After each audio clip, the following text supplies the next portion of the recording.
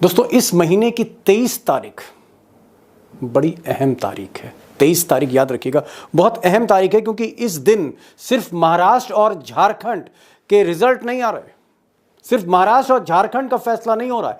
इस दिन 23 तारीख को उत्तर प्रदेश के सेमीफाइनल के नतीजे भी आ रहे हैं।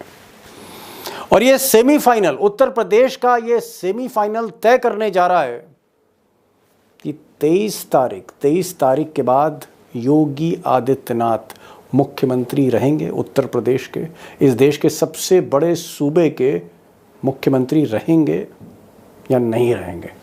23 तारीख को पोजीशन क्लियर होगी। अब उत्तर प्रदेश का ये जो सेमीफाइनल है, जिसमें 9 क्रूशल असेंबली सीट्स पर बाई इलेक्शंस हो रहे हैं, और ये जो बाई इलेक्शंस हैं, जिसे 2027 का सेमीफाइनल कहा जा रहा है, ये योगी आदित्यनाथ के लिए करो या मरो की स्थिति है। डू और डाई बैटल है योगी आदित्यनाथ के लिए। और शायद इसीलिए योगी जी ने अपनी सारी ताकत झोंक दी है। वो चाहे ताकत संगठन की हो, उनकी खुद की हो, या फिर पुलिस की हो, प्रशासन की हो, सारी ताकत झोंक दी है और बटेंगे तो कटेंगे से आगे बढ़ चुके हैं योगी जी। आदर्श राष्ट्रभक्त भी, जो राम भक्त होगा वही राष्ट्रभक्त भी बन सकता है। हम दोस्तों, उत्तर प्रदेश में जो दंगल हो रहा है, इस अखाड़े में एक पहलवान की तो बात कर ली है, लेकिन सामने जो पहलवान है उसकी बात कर लेते हैं, अखिलेश यादव की। अखिलेश यादव के लिए भी ये जो सेमीफाइनल है, इट्स अ बिग चैलेंज, एक बहुत बड़ी चुनौती आप कह सकते हैं, एक तरह की अग्नि परीक्षा अखिलेश यादव की भी है। क्योंकि जिस तरह का कमाल उन्होंने पिछले लोकसभा चुनाव में 4 जून को किया, कुछ महीने पहले, और बीजेपी को परास्त किया उत्तर प्रदेश में, योगी को, अमित शाह को, मोदी को, अगर उन्होंने अच्छा परफॉर्मेंस दिया, अच्छा प्रदर्शन उन्होंने किया इस बार, तो ये माना जाएगा कि अखिलेश यादव का जो पीडीए फॉर्मूला है वो कामयाब फॉर्मूला है। और कहीं ना कहीं फिर अखिलेश यादव राजनीति की दिशा ही बदल सकते हैं।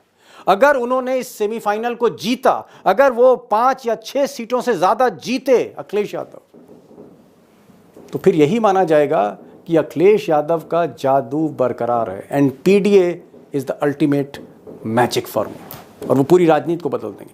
लेकिन अगर अखिलेश 2 कदम पीछे आते हैं, अगर उनके पास सिर्फ 2 या 3 सीटें ही उनको मिलती, यानी अपनी सीट वो बचा लें या एक आध सीट और बचा लें, तो फिर अखिलेश के पीछे आने का फायदा 100% योगी आदित्यनाथ को ही मिलेगा।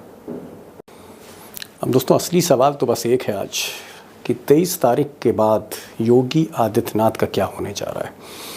और अगर योगी आदित्यनाथ को मुख्यमंत्री की कुर्सी बरकरार रखनी है, तो फिर उन्हें साबित क्या करना, उन्हें करना क्या, इस पर तो मैं आऊँगा, जवाब दूंगा। लेकिन सबसे पहले ये जो बाई इलेक्शन है, जो सेमीफाइनल है, जो सीटें हैं, उनके ज़रा गणित जान लेते हैं। 9 सीटें हैं, इनका गणित जान लेते हैं और फिर मैं आगे बढ़ता हूँ। 9 सीटें हैं, इसमें करहल की सीट है मैनपुरी की, जहाँ से अखिलेश यादव विधायक थे।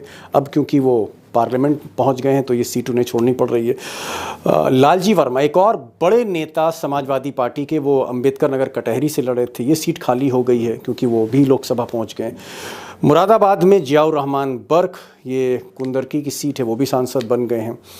उसके बाद अलीगढ़, जो बीजेपी का गढ़ है, वो सीट है। गाज़ियाबाद है, मुजफ्फरनगर है, ये भी बीजेपी ने जीती है। प्रयागराज है, मिर्ज़ापुर की सीट है, और कानपुर सीसामई इरफान सोलंकी की सीट है।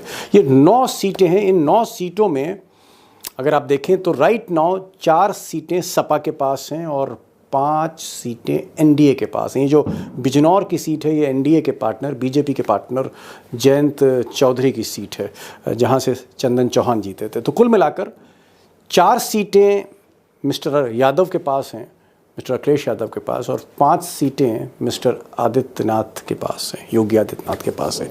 अब सवाल इस बात का है कि अगर योगी 5 सीटों से ज़्यादा जीतते, अगर 5 सीटों से ज़्यादा जीतते, मान लीजिए कि 7 सीट जीत जाते हैं, 8 सीट जीत जाते हैं, 9 में से 9 जीत जाते हैं, हालांकि मुश्किल है, लेकिन अगर योगी 7-8 सीट जीतते हैं तो फिर उन्हें कोई ताकत उनकी कुर्सी हिला नहीं सकती। लेकिन योगी आदित्यनाथ अगर 5 सीटों से कम आए, 3 सीट मिली, 4 सीट मिली, अखिलेश के पीडीए ने कमाल कर दिया, तो फिर उल्टी गिनती शुरू होने जा रही। क्या होने जा रहा है आगे बता रहा हूं मैं। अब दोस्तों, अगर योगी जी 7-8 सीट जीत जाते हैं, 9 में से 7-8 सीट यानी 5 से ज़्यादा, तो फिर उनको चैलेंज करने वाला कोई नहीं, ना अमित शाह होंगे, ना मोदी होंगे, ना बीजेपी होगी, ना गुजरात लॉबी होगी। फिर एक तरह से आप कह सकते हैं कि योगी 2027 का चुनाव भी उन्हीं के नेतृत्व में लड़ा जाएगा उत्तर प्रदेश में। फाइनल भी वही लड़ेंगे अगर सेमीफाइनल जीता। लेकिन सेमीफाइनल अगर हारते हैं, मान लीजिए कि अगर 3-4 सीटों तक योगी सीमित रहते हैं सारा जोर लगाने के बावजूद, यानी जो हमने लोकसभा में उत्तर प्रदेश का हाल देखा वही हाल इस सेमीफाइनल में देखते हैं, तो फिर क्या होगा? तो जाहिर तौर पे जो एक्सपर्ट्स हैं वो यही कहेंगे बीजेपी के साहब कि अखिलेश का पीडीएफ फार्मूला जो है वो हावी होता चला जा रहा है और योगी उसकी काट नहीं कर पा रहे, इसलिए योगी को हटाना ज़रूरी है। यानी पीडीए का ही, पिछड़े समाज का ही कोई नेता उसको आगे करना होगा और मुझे लगता है कि तब अमित शाह के हाथ में बाजी आ जाएगी। अमित शाह को बहाना मिल जाएगा योगी को रिप्लेस करने का। यानी ये सेमीफाइनल अगर योगी हारे और बुरी तरह हारे 3-4 सीट पर, तो फिर उनकी कुर्सी कमज़ोर होनी है, ये लाजमी है।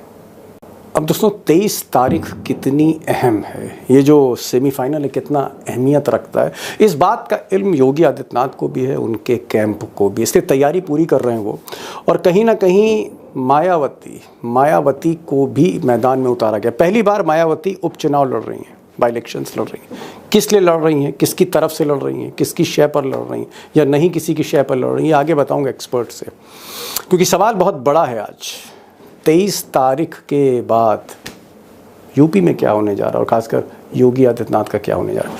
2 एक्सपर्ट्स हैं आज, क्योंकि उत्तर प्रदेश का मामला है, पीडीए का मामला है, मायावती भी हैं, उसमें अखिलेश यादव भी खड़े हैं सामने, जो है योगी आदित्यनाथ हैं और कई उनके साथी संगी भी हैं। उत्तर प्रदेश के जानकार एक्सपर्ट प्रोफेसर रविकांत को आज मैंने इन्वाइट किया है, कुछ अंदर की बातें आपसे साथ वो साझा करने जा रहे हैं। उमाकांत लखेड़ा मूलतः उन्होंने अपनी पत्रकारिता उत्तर प्रदेश से शुरू करी और उत्तर प्रदेश पर उनका हमेशा फोकस रहा है। उनसे भी मैं पूछूंगा कि क्या वाकई ये विकेट गिर सकता है, अमित शाह क्या विकेट गिरा सकते हैं, जिसकी तलाश उनको काफ़ी समय से। चलते हैं सीधे प्रोफेसर रविकांत और उमाकांत लखेड़ा के पास। डॉक्टर साहब, मेरा सीधा सवाल ये है कि क्या योगी आदित्यनाथ के लिए अग्नि परीक्षा है, क्योंकि अमित शाह और मोदी जी से उनकी बनती नहीं है और हमने देखा बार बार उनको हटाने का प्रयास किया गया है।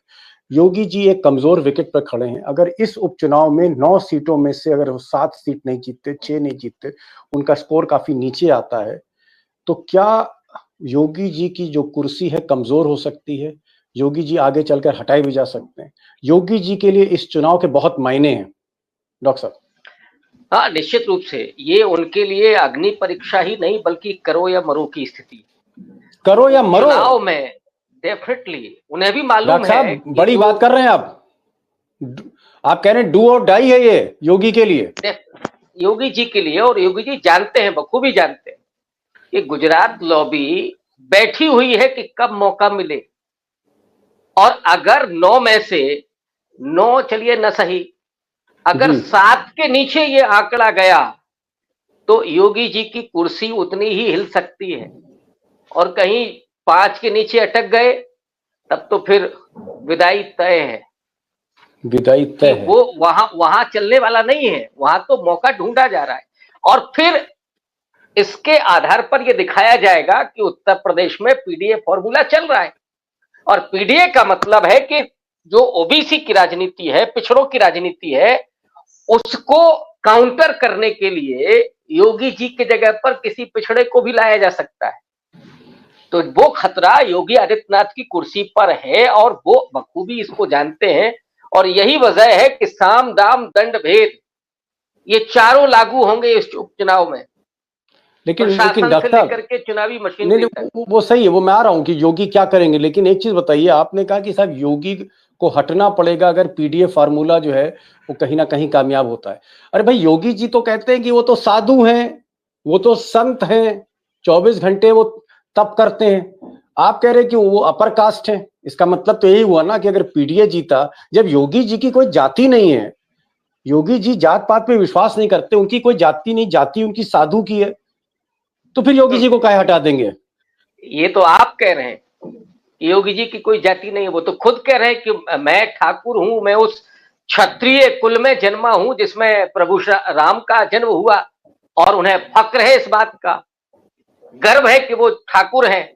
और प्रशासनिक व्यवस्था से लेकर के आप चारों तरफ देख लीजिए कौन बैठे हुए हैं, डीएम कौन है, एसपी कौन है, दरोगा कौन है, इससे आपको पता चल जाएगा कि किस जाति का बोलबाला है और किस जाति से वो आते हैं।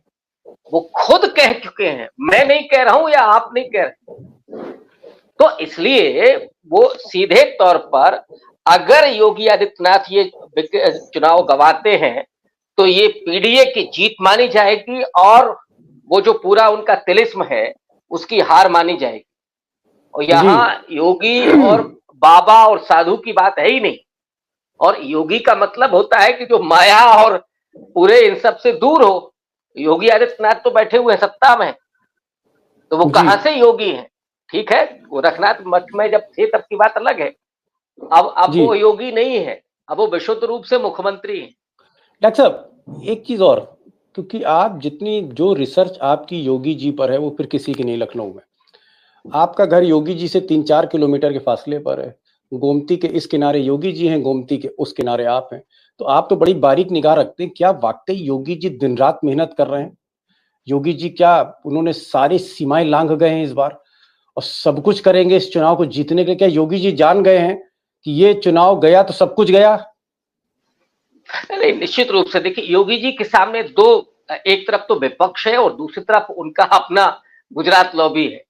तो दो चुनौतियां हैं योगी जी के सामने, इसलिए कोई भी कसर नहीं छोड़ने वाले। साम दाम दंड भेद, प्रशासन भी काम करेगा जैसे करता आ रहा है पहले। इसके अलावा चुनावी मशीनरी काम करेगी, इसके अलावा वो पूरा फॉर्मूला काम करेगा जिसके आधार पर योगी जी चलते हैं। तो आपको सब कुछ देखने को मिल सकता है, लेकिन महत्वपूर्ण ये है। और अभी आप सवाल पूछे उसके पहले मैं बता दूं बीएसपी की क्या भूमिका है इसमें। पहली बार उपचुनाव लड़ रही है मायावती। अभी तो छोटे खिलाड़ी आएंगे ना, मायावती तो बड़ी खिलाड़ी है, लेकिन इसके अलावा भी बहुत सारे खिलाड़ी उतरेंगे मैदान में पीडीए फॉर्मूला को काउंटर करने के लिए। तो सारे हथकंडे।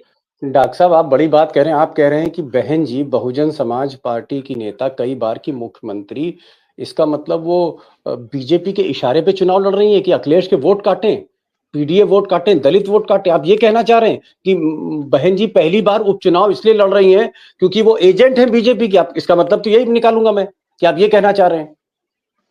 देखिए मैं सीधे तौर पर तो ये बात मुझे कहनी भी नहीं चाहिए और कुछ होता भी नहीं, लेकिन जब आप चुनाव मैदान में हैं और आपका एजेंडा क्या है ये सामने आ रहा है। पहली बार उपचुनाव, और जब लड़ाई सीधे तौर पर हिंदुत्व बनाम अंबेडकरवाद की हो रही है और मायावती उसकी ब्रांड एम्बेसडर हैं, सबसे बड़ी नेता है, आज भी मैं मानता हूं कि दलितों की सबसे बड़ी नेता है। तो आप किससे लड़ रहे हैं? आप बीजेपी से लड़ रहे हैं या अखिलेश यादव से लड़ रहे हैं?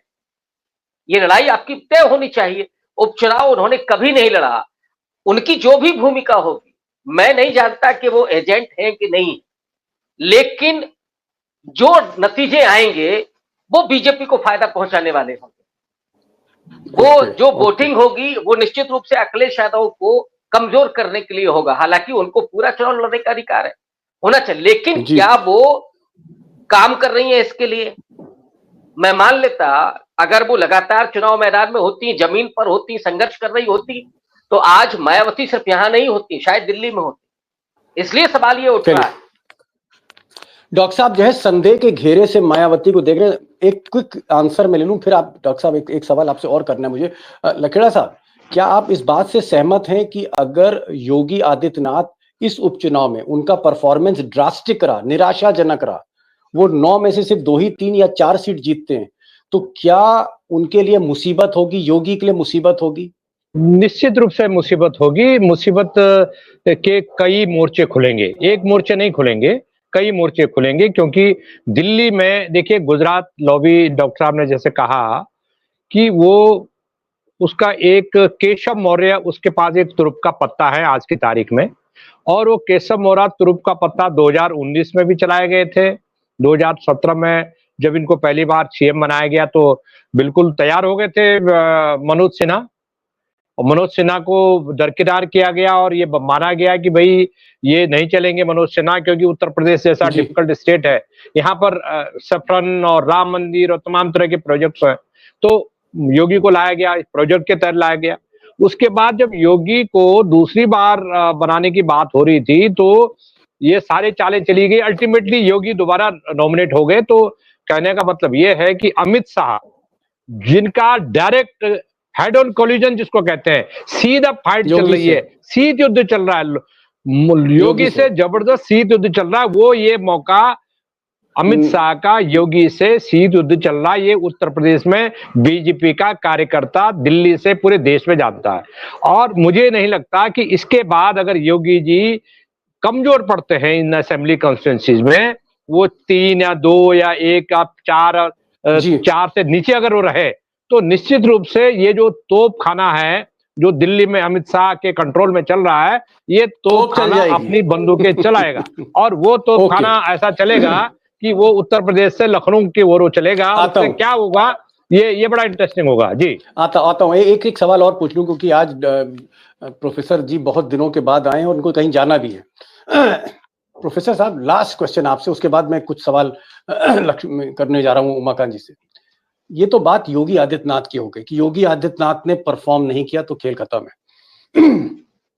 मान लीजिए अखिलेश यादव को अगर सीटें कम मिलती हैं, उनकी परफॉर्मेंस खराब हो जाती, ड्रास्टिक परफॉर्मेंस हो जाती, तो फिर ये पीडीए का क्या होगा, इस फार्मूले का क्या होगा? फिर अखिलेश यादव के लिए आगे रास्ता क्या है? मान लीजिए अखिलेश यादव 6 सीट जीतने की जगह, 7 सीट जीतने की जगह, स्वीप करने की जगह अगर वो फॉल कर जाते हैं, तब क्या होगा? देखिए, उत्तर प्रदेश में बीजेपी के सामने एकमात्र विकल्प अखिलेश यादव है। अगर पीडीए फॉर्मूला फेल होता है इस उपचुनाव में, तो आगे की जो 27 की राजनीति है उसमें कांग्रेस पार्टी का स्टेक बढ़ेगा। अभी जो कांग्रेस पार्टी दबाव में है, राहुल गांधी तैयार हैं, हरियाणा में भी वो चाहते थे, हुड्डा ने गड़बड़ किया, अब महाराष्ट्र में 2 सीटें दे दी गई हैं, तो ये जो बार्गेनिंग पावर है अखिलेश यादव की, वो कमजोर पड़ सकती है, और 27 में कांग्रेस को फिर उन्हें ज्यादा सीटें देनी पड़ सकती हैं। अभी वो इस स्थिति में अगर वो अच्छा परफॉर्मेंस करके आते हैं तो कांग्रेस पार्टी की नहीं चलने वाली है। जो अखिलेश यादव कहेंगे उसके आगे मुझे लगता है कांग्रेस पार्टी को स्वीकार करना होगा। ये सबसे बड़ा आपको तो फिर इसी का एक सप्लीमेंट्री क्वेश्चन भी जवाब दे दीजिए 30 सेकंड के अंदर। आपने कहा कि अगर अखिलेश यादव फेल होते हैं, उनकी सीटें कम मिलती हैं, तो फिर पीडीए जो है वो कमजोर पड़ेगा, उनका फार्मूला कमजोर पड़ेगा, अखिलेश यादव की बार्गेन पावर कमजोर होगी, 2027 में कांग्रेस को ज्यादा सीटें देनी पड़ेंगी। आपने अखिलेश जी के बारे में बताया।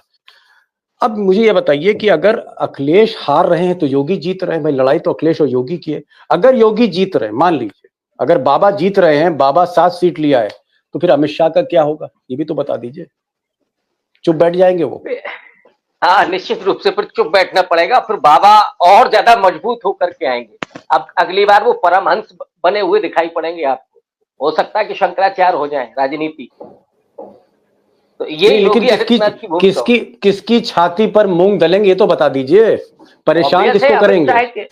ऑब्वियस है अमित शाह के। बड़ा पेचीदा चुनाव है। अखिलेश जीते तो अमित शाह को फायदा है, और कहीं ना कहीं योगी की जो है, योगी जी के लिए संकट है। योगी आगे बढ़े तो फिर अमित शाह के लिए दिक्कत है। बहुत ही मैं कहूंगा कि ये एक बहुत उलझा हुआ मुझे चुनाव दिख रहा है, और ये उतना ही इंटरेस्टिंग दिख रहा है जितना महाराष्ट्र इंटरेस्टिंग दिख रहा है। लखेड़ा साहब, एक सवाल मैं यहां पर करना चाहूंगा। आपको लगता है कि ये जो पीडीएफ फॉर्मूला है अखिलेश का, अगर ये जैसा कह रहे हैं कि अगर ये कामयाब होता है, अगर अखिलेश यादव 7 सीट लाते, 8 सीट लाते, तो ये तो हमें समझ में आ गया कि योगी जी के लिए तो दिक्कत है। लेकिन क्या फिर बीजेपी को पीडीएफ फॉर्मूला, कोई नेता केशव प्रसाद मौर्य या एक पंकज चौधरी उनके नेता हैं, वो भी बैकवर्ड से आते हैं, क्या फिर वाकई मोदी और शाह को कोई बैकवर्ड लीडर ढूंढना पड़ेगा? जैसे नायब सिंह सैनी को उन्होंने ढूंढ लिया है, या मोहन यादव को मध्य प्रदेश में ढूंढ लिया है, क्या इस तरह का फिर नेता ढूंढना पड़ेगा मोदी जी और शाह साहब को? मैं आपको बता दूं कि गुजरात लॉबी का एक फॉर्मूला है कोई चुनाव हारे या जीते, अगर उनको वो इंस्टॉल करना है, उसको वहां स्थापित करना है, तो वो स्थापित करके देखते हैं। उन्होंने उत्तराखंड में धामी को, जो 3 दिन पहले खटीमा से असेंबली का इलेक्शन हार गए, उनको 3 दिन बाद मुख्यमंत्री की ताजपोशी कर दी। ऐसा भी नहीं था कि आपके पास 57 एमएलए जीते थे, अच्छे खासे आपके एमएलए जीते थे, तो क्या आपकी मजबूरी थी? 50 के करीब 47 एमएलए जीते थे आपके, क्या मजबूरी थी कि वही व्यक्ति आपको चाहिए? वही व्यक्ति चाहिए जिसके हाथ में गुजरात लॉबी एक कंफर्ट जोन में रहती है, उसको गुजरात लॉबी सेलेक्ट करती है। और मैं आपको बता दूं कि केशव मौर्य, अमित शाह केशव मौर्य को उत्तर प्रदेश में कई बार प्रोजेक्ट कर चुके हैं, लेकिन उनके लिए कोई हारता है या जीतता है ये मैटर नहीं करता है। उनको ये मैटर करता है कि उनका जो प्रतिद्वंदी है, जिसकी राजनीति उन्होंने खत्म करनी है, उसके खिलाफ किसी को प्रोजेक्ट किया जाए, ताकि वो उत्तर प्रदेश में अपने जो पत्ते हैं, शतरंज की चालें हैं, वो चली जाए। मुझे एक बात बता दूं, आप ही की जो बातचीत, सवाल का प्रश्न का जवाब है ये, कि अगर लोकसभा के चुनाव के जो नतीजे निकले हैं, जिसमें भारतीय जनता पार्टी बुरी तरह हारी है, जिसमें 80 सीटों में केवल 33 सीटें बीजेपी को मिली हैं, 43 सीटें पीडीए को मिली हैं, मतलब इंडिया अलायंस को मिली हैं। अगर ये ट्रेंड लागू होता है उत्तर प्रदेश में असेंबली बाई इलेक्शंस में, ये ट्रेंड लागू रहता है, जारी रहता है, तो ये निश्चित मानिए कि उत्तर प्रदेश में गुजरात लॉबी इस बार कोई मौका नहीं चुकेगी। और आपको इंटरेस्टिंग बात बता दूं कि आज भी पूरी बीजेपी 3 खेमों में आज की तारीख में भी बंटी है। उत्तर प्रदेश में भी बंटी है, एक दिल्ली खेमा है, ये यूपी खेमा है, योगी का खेमा है, और ये एक वो खेमा है जो मौसम देख करके बात करता है। तो 3 खेमों में बीजेपी दिल्ली और यूपी के बीच में बंटी हुई है, और इस असेंबली इलेक्शंस में जरूर उसका कोई ना कोई असर पड़ेगा। और अगर ये असर पड़ा तो भारतीय जनता पार्टी के लिए निश्चित रूप से ये एक डू एंड डाई की सिचुएशन होगी, योगी के लिए डू एंड डाई की सिचुएशन होगी। आने वाले जो 2027 की जो पैडिंग हो रही है, तैयारी हो रही है, उस पर बहुत असर पड़ेगा। और भारतीय जनता पार्टी को एक रिथिंक करना पड़ेगा कि क्या आने वाले वक्त में वो इसी हालत में आगे बढ़ेगी, या कोई लीडरशिप चेंज करेगी, कोई नया। तो बीजेपी के सामने रास्ता ये है कि विकल्प नहीं है, योगी के सामने जो एग्रेसिवनेस है उसका विकल्प उनके पास नहीं है। जी बिल्कुल बिल्कुल, विकल्प भले ही नहीं, लेकिन एक्सपर्ट से दोस्तों 2-3 बातें सामने आ रही। नंबर 1 बात कि अगर योगी ने अच्छा परफॉर्म किया, ये जो उपचुनाव है 9 सीटें हैं जहां सपा जमीन पर भारी दिखती है, अगर योगी जी ने अच्छा प्रदर्शन किया तो ये प्रेशर योगी पर नहीं होगा, प्रेशर अखिलेश यादव पे भी होगा, प्रेशर कांग्रेस पर भी होगा, और प्रेशर गुजरात लॉबी पर भी होगा, मोदी शाह पर भी होगा, जिनका योगी से 36 का आंकड़ा है। और अगर योगी का ड्रास्टिक परफॉर्मेंस है, निराशाजनक प्रदर्शन अगर रहता है, वो सिर्फ 2-3 सीट जीत पाते हैं, तो योगी की उल्टी गिनती शुरू हो सकती है, भले ही उनका कोई विकल्प ना हो, तब रिस्क गुजरात लॉबी लेगी, लेकिन उनको हटाया जा सकता है। और सबसे बड़ी चीज है कि अखिलेश फिर उनका एक राष्ट्रीय राजनीति में कद उभरेगा कि साहब लोकसभा भी जीता हमने उत्तर प्रदेश में, और हमने उपचुनाव, जो बड़ा उपचुनाव है, सेमीफाइनल जिसे कहा है 2027 का, वो भी हमने जीता।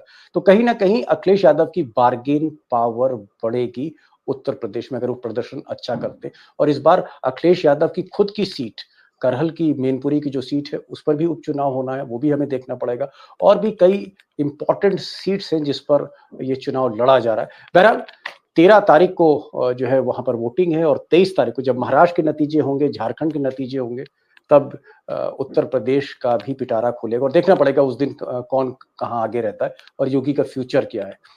लखेड़ा साहब, आप आए, बहुत बहुत शुक्रिया। आप इन दिवाली के मौके पर, क्योंकि लगातार त्योहार चल रहे हैं, और आपने हमें समय दिया, और प्रोफेसर रविकांत साहब जो हमसे जुड़े थे वो भी, उन्होंने भी समय दिया, उनका बहुत बहुत शुक्रिया। Thank you so much for joining this programme. Thank you so much. Thank you, नमस्कार।